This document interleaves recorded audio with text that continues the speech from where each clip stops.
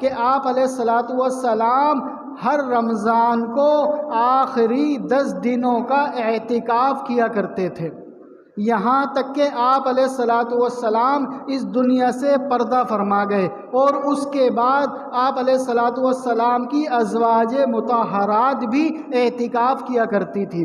اعتکاف کا مقصد کیا ہے؟ اعتکاف کیوں کیا جاتا ہے؟ اعتکاف کرنے کا سب سے پہلا مقصد تو یہ ہے کہ ہم اللہ کو راضی کر لیں۔ سب سے پہلا مقصد تو یہ ہے کہ ہم اللہ کے گھر پر آ کر، مرد جو ہیں وہ مسجد میں آ کر اللہ کی عبادت کرتے ہیں، اور عورت گھر کے اندر ایک خاص جگہ پر اللہ کی عبادت کرتی ہیں۔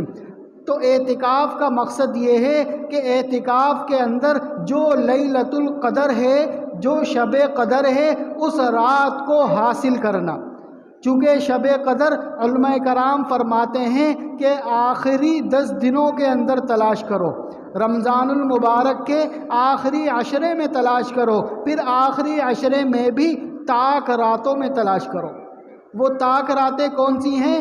21ویں شب اور 23ویں شب اور 25ویں شب اور 27ویں شب اور اسی طرح 29ویں شب۔ ان 5 راتوں میں آپ علیہ الصلاۃ والسلام نے فرمایا کسی بھی رات میں وہ شب قدر آ جاتی ہے۔ تو اعتکاف کا سب سے پہلا مقصد اللہ تعالیٰ کو راضی کرنا، اور ساتھ میں اس لیلۃ القدر کو حاصل کرنا۔ وہ لیلۃ القدر اگر کسی نے ایک مرتبہ بھی حاصل کر لی، گویا کہ اس کے پچھلے تمام گناہ بھی معاف ہو گئے، اور 80 سے 83 سال کی عبادت اس کے اعمال نامے میں لکھ دی گئی۔ اب اگرچہ اس کی زندگی 80 سال کی نہ بھی ہو، اب اگرچہ اس کی زندگی 83 سال کی نہ بھی ہو، لیکن لیلۃ القدر کے پانے کی وجہ سے اللہ تعالیٰ اس کو یہ فضیلت عطا فرماتے ہیں۔